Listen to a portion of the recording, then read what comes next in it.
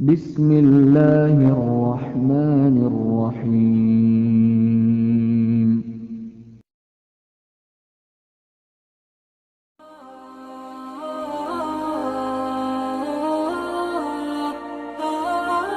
Apa yang hari ini kita anggap sesuatu yang kayak kekalahan,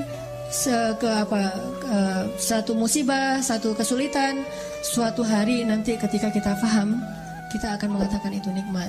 Dengan satu syarat, gimana pun kondisi yang kita alamin sekarang, jangan keluar dari jalur yang Allah ridhoi. Itu aja syaratnya. Makanya kan saya bikin tagline banyak main, banyak manfaat. Saya nggak berani bilang nggak punya dosa, karena itu namanya mentazkiyah diri sendiri. La tuzakku anfusakum. Janganlah kalian menganggap diri kalian suci. Tapi maksudnya sedikit dosa ini tinggalkan dosa. Kenapa? Karena kalau kita udah ngelanggar, gimana pun kita sekarang lagi dapat nikmat banyak, terus kita melakukan dosa yang Allah nggak suka, nikmat itu bisa berubah musibah. Sebaliknya, ada musibah, kita masih on the track, musibah itu bisa berubah menjadi nikmat. Syarat yang Allah minta dari kita cuma satu itu, jangan melanggar, jangan bikin dosa, jangan ngecewain Allah Subhanahu wa Ta'ala. Itu doang. Udah gitu bertahan aja, Allah kasih kejutan-kejutan yang sangat banyak dalam hidup kita. Saya punya teman orang Padang. Dia ikut tes akademi kepolisian. Dari sekian banyak yang ikut tes, 50 orang yang keterima, dia salah satunya. Terus karantina 50 orang ini. Tes ujian yang kedua, dari 50 orang ini cuman dia sendiri yang gagal. 49 orang tuh lulus tes kedua. Akhirnya dia pulang ke kampungnya dalam keadaan malu. Karena udah malu banget, dia hijrah ke Jakarta. Awalnya ke Bandung, terus ke Jakarta. Di Jakarta, alhamdulillah setelah sekitar 8 tahun, dia bisa survive, bahkan sukses. Sekarang dia punya beberapa outlet di Tanah Abang, punya pabrik di Bogor, dan punya omset sebulan itu nggak kurang dari 1 M. Dengan keuntungan kurang lebih 40%. Jadi 400 juta lah profit bersihnya sebulan. Kalau lagi lebaran atau Ramadan, itu bisa 3 kali lipat. Nah pas sudah sukses, dia haji. Ternyata di kampung itu, dialah orang pertama yang haji. Di kampung dia tuh. Dan di kampung itu dikenal dia sebagai anak yang paling nakal, yang kayaknya gak ada harapan jadi orang baik. Ternyata yang pertama haji. Udah gitu dia pulang, sesekali dia pernah pulang, ketemu sama temennya yang 49 orang itu. Salah satunya udah jadi salah satu pejabat di kepolisian. Dia ngobrol-ngobrol, ditanya, mana yang 48 lagi? Dia bilang, kamu gak tahu kabar mereka? Kabar apa? Tahun 2004 mereka ditugaskan di Brimob Aceh, di Banda Aceh. Asrama Brimob Banda Aceh itu dekat dengan laut. Terjadi musibah tsunami, satu asrama Brimob itu habis semua, dan 48 mereka itu meninggal dalam musibah tsunami. Baru dia sadar, Masya Allah, Allah punya rencana. Semuanya di dalam aturan Allah Subhanahu wa Ta'ala. Sehingga dia akhirnya mensyukuri kegagalan dia dulu di tes kepolisian. Walaupun yang lulus juga baik, yang gagal juga baik. Jadi ini bukan soal buruknya, tapi soal antara satu kebaikan dengan kebaikan yang lain. Yang lulus baik, yang ternyata nggak lulus juga, Allah simpan kebaikan dengan cara yang lain. Bahkan mungkin bagi dia sekarang, kalau disuruh pilih, dia lebih milih nggak lulus. Kalau dia sekarang udah paham, dulu dia memilih lulus. Dia stres, dia kayak putus asa gitu. Pas ketahuan cuma dia sendiri yang nggak lulus. Tapi setelah dia paham maksud Allah, pasti kalau sekarang disuruh pilih, mending dulu kamu lulus apa enggak? Enggak deh, mending kayak gini aja, pasti kayak gitu. Jadi kita butuh waktu untuk mengerti teman-teman tentang maunya Allah itu apa. Sama kayak sekarang, kita butuh waktu untuk mengerti kenapa di usia segini masih sendiri. Butuh waktu untuk mengerti. Mungkin Allah emang lagi mempersiapkan calon imam kita yang ideal banget. Nah untuk mendapatkan seseorang yang ideal itu kan butuh waktu. Kalau yang apa adanya kan, yang apa diobral gitu kan gampang. Tapi ini karena terlalu istimewa, kayak permata, mutiara, itu benar-benar dibentuk saking istimewanya, butuh waktu yang lama. Sama kayak kita beli kendaraan. Kalau yang warnanya pasaran kan langsung ready stock ya. Tapi kalau yang warnanya paling unik sendiri kan inden kan. Sampai mau beli satu kendaraan aja indennya bisa 2 bulan. Kenapa?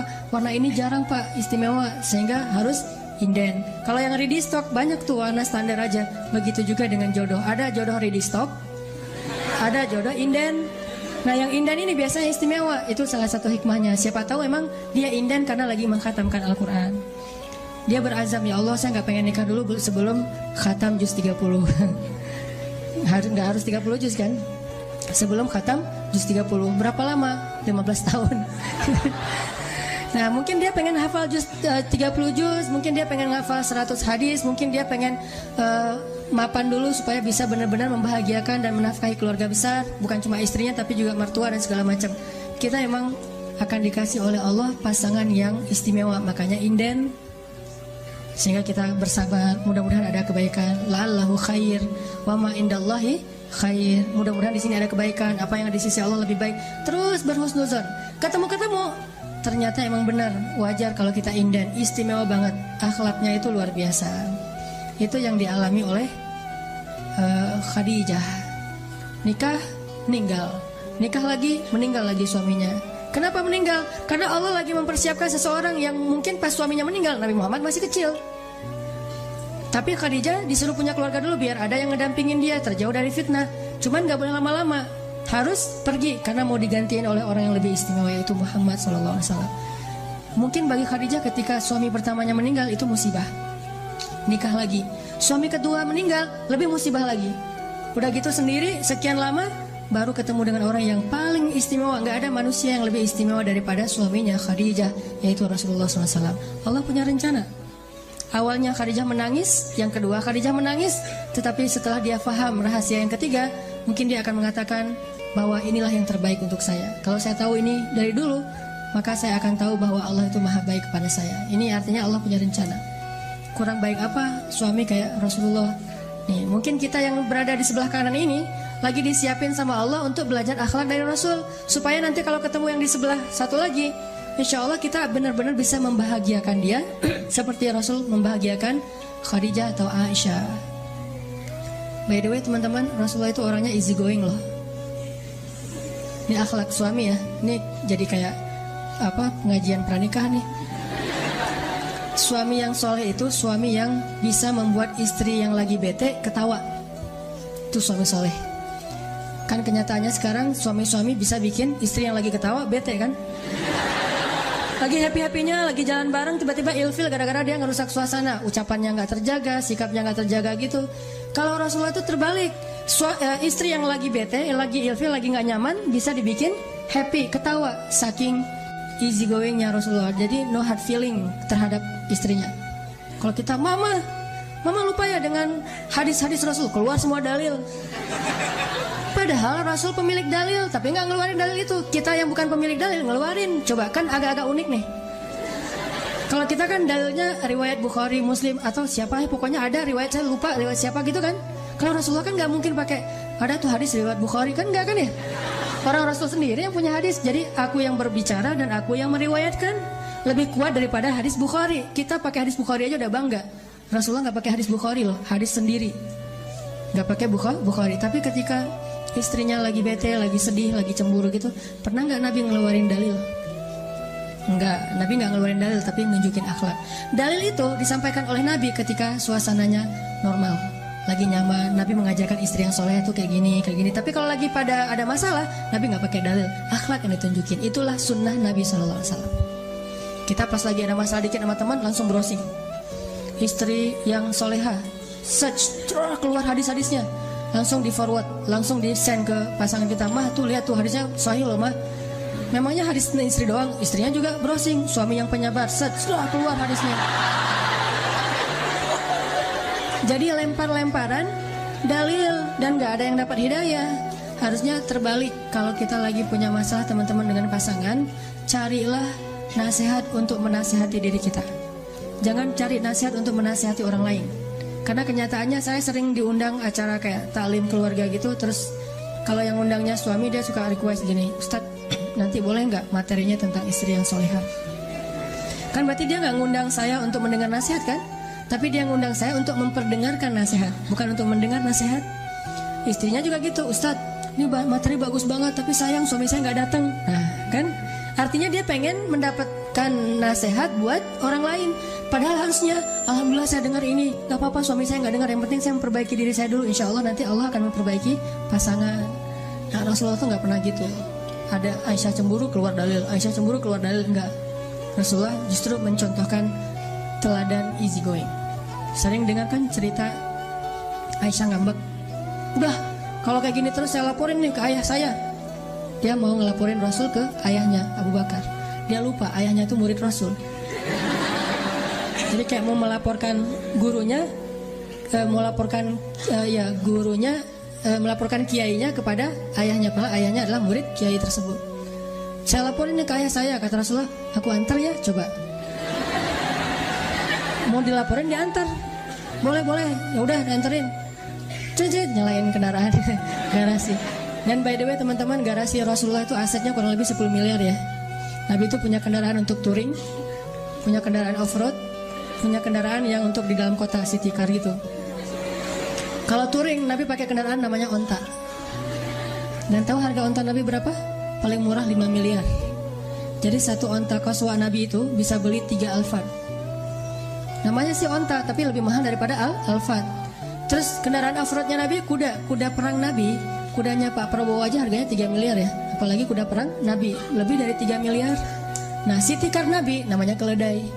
Itu untuk jalan dekat-dekat aja ke warung misalnya itu sih. Oke, keledai. Dan tiga-tiganya terparkir tuh di garasi Nabi. Jadi Nabi itu bukan orang miskin, tapi orang yang sederhana. Tidak menggunakan fasilitas hidup kecuali karena emang butuh yang bagus sekaligus ya sekalian, ya udah pakai yang bagus sekalian. Jangan tanggung. Jalan naik keledai berdua sama Aisyah. Ibarat bahasa kita mah naik motor berdua sama istri. Cari yang banyak polisi tidurnya.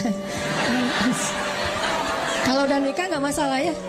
Oh di sana banyak polisi tidur, bagus nih, jalan sama istrinya. Tapi sampai di rumah Abu Bakar kaget dan ngerasa nggak enak gitu. Kok Nabi yang datang, harusnya Abu Bakar yang dipanggil datang sendiri. Ya Rasulullah, kalau butuh apa-apa panggil aja biar saya yang datang, jangan Rasul ke rumah saya. Abu Bakar nggak ngomongin Aisyah sama sekali. Nabi yang diladeni sama Abu Bakar. Duduk Abu Bakar, Rasulullah, Abu Bakar, Aisyah. Ada apa ya Rasulullah? Terus Rasulullah melihat ke arah Aisyah, bilang, Aisyah boleh nggak saya ngomong duluan? Coba, seorang Rasul, kekasih Allah, pemimpin semua manusia, malah minta izin ke istrinya pengen ngomong. Aisyah boleh nggak saya ngomong duluan? Kata Aisyah, boleh, tapi jangan ngomong kecuali yang benar ya. Coba ngomong kayak gitu Aisyah, jangan bicara kecuali yang benar. Emang kapan Nabi berdusta? Wa ma yantiqu anil hawa in huwa illa wahyun yuha. Nabi itu nggak pernah bohong, semuanya wahyu dari Allah Subhanahu Wa Taala. Mendengar komen dari Aisyah kayak gini, Abu Bakar marah, unlike langsung. Wah nih Aisyah nih postingannya nggak benar nih, Aisyah hapus, jangan posting kayak gitu, atau ganti aja captionnya, jangan gitu-gitu amat gitu. Di unlike sama Abu Bakar, hampir unfollow, kan bahaya kalau di unfollow. Kata Abu Bakar, ya Aisyah, waihak gitu, kenapa kamu mengatakan hal demikian kepada Rasulullah? Allah aja percaya kepada Aisyah, siapa kamu nggak percaya kepada Rasul? Siapa kamu nggak percaya kepada Rasulullah? Didorong sama Abu Bakar, dorong gini, langsung dibelain sama Rasulullah. Ya Abu Bakar, jangan sakiti istri saya. Kami nggak datang ke sini supaya kamu menyakiti istri saya. Marah-marah Rasulullah ke Abu Bakar. Terus Abu Bakar, ya Rasulullah maaf. Dibelain. Abu Bakar minta maaf, dibelain sama Rasulullah. Rasulullah lihat ke belakang. Aisyah, tuh lihat tuh, aku belain kamu kan? Mana dalil? Nggak ada dalil yang keluar sama sekali. Akhlak yang keluar, yang di display itu akhlak dulu. Nanti kalau udah tertarik dengan akhlak, dia masuk ke dalam outlet itu baru ngomongin dalil. Aisyah tuh, aku belain kamu kan? Ya. Terus sekarang gimana kata Rasul? Udah kita pulang aja yuk, daripada orang itu ngamuk gitu. Aisyah takut sama ayahnya, pulang diantarin lagi sama Rasulullah. Udah happy lagi tuh. Ternyata menyelesaikan masalah di antara kita itu dengan akhlak juga selesai. Kadang-kadang kan kita dikit-dikit keluar dalil, dikit-dikit keluar dalil, padahal bukan waktunya. Kita suka menggunakan istilah balighu anni walau ayah, sampaikan dariku walaupun satu ayat. Tapi Nabi sendiri nggak menyampaikan waktu itu. Kenapa? Baligh itu harus sampai ke hati, bukan cuma ngucapin. Kalau ngucapin namanya bukan balighu anni, tapi ucapkanlah dariku walaupun satu ayat. Kalau baligh, tabligh itu harus berkesan di hatinya. Berarti harus cari momen yang pas. Likulli maqamin maqal. Semua tempat itu ada teksnya. Itu disebut dengan bijaksana.